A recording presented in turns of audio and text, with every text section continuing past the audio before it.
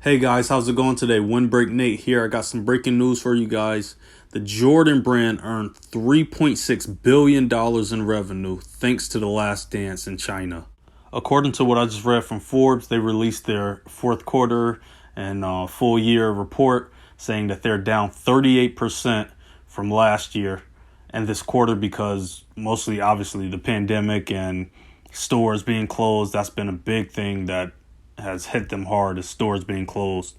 Also, the biggest areas that they've been hit was soccer, minus 17%, running, track and everything, running and training. Running was 15%, training's 13%. Those are the biggest drops from last year. The only exception to these struggling times is the Jordan brand. And the Jordan brand has gone up 15% for the year, all the way up to $3.6 billion in revenue already. And Nike usually doesn't even break down Jordan by quarter, but this was so big, this was such a big gain that they just had to report it. New Nike CEO John Donahoe said about the brand that it resonated deeply after the airing of The Last Dance. That Last Dance documentary was so big for Nike, you guys. And to be honest, a lot of people were thinking that the documentary hurt Jordan in a way. That's what a lot of people were thinking, that the documentary hurted Jordan. But in actuality, it's looking like it helped the brand completely, especially in China. China was a huge part of this, and their sales went up 50% in China for the fiscal year to almost $1 billion. Donahoe accounted this to the growth of the women department in the Jordan brand. They've been adding a lot of women items to the brand, and so I guess it's been paying off. Good job to the Jordan brand. That was smart marketing.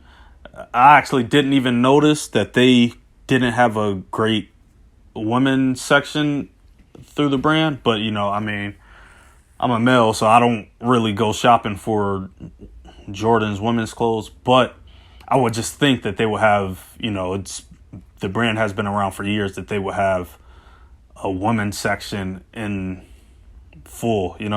The Forbes article just goes on to basically say that how Jordan recently pledged $100 million to, organizations like Black Lives Matter, in response to the George Floyd death. Rest in peace to George Floyd. Then it goes into a little bit of the history between Jordan and Nike. Obviously, he was signed from the first day he stepped into the NBA in '84.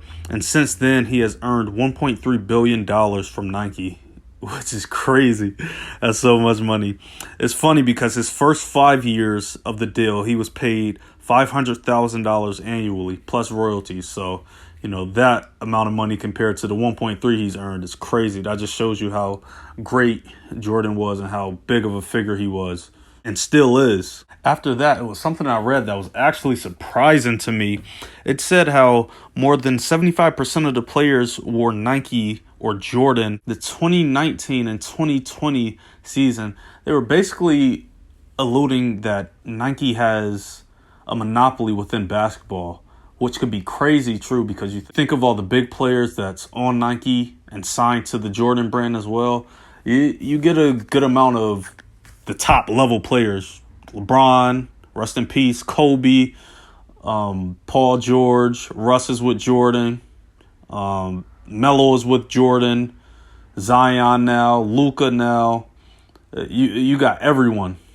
With Jordan being arguably the greatest player ever and arguably the most popular player ever, you can clearly see why him and Nike has that kind of control over the game of basketball as far as with their shoe deals and influence. But this unexpected growth came out of nowhere, to be honest with you guys. This pandemic hurt everyone's pockets, even a giant like Nike. There's a few companies that came out pretty good. Columbia is one of them. Big ups to Columbia. Most of the companies came out pretty bad with this pandemic. The Last Dance had an average of 5.6 million people watching each episode. So congrats to Nike and the Jordan brand for another victory. Nike has been killing it and they're going to continue to kill it. They're a great brand. They're the best brand. They're the best sports and activewear brand, period. It's not even close. Shout out to Adidas. Shout out to Under Armour. Shout out to Columbia. But Nike's clearly number one. Great win for them this quarter. Thank you guys for tuning in with me on that quick breaking news. I'm going to keep updating you guys. I'm going to keep having breaking news with sports and activewear, athleisure, all of that, companies doing joint ventures, doing partnerships. I'm going to be here for all of that. I got you guys covered. One Break Nate here. I'm out.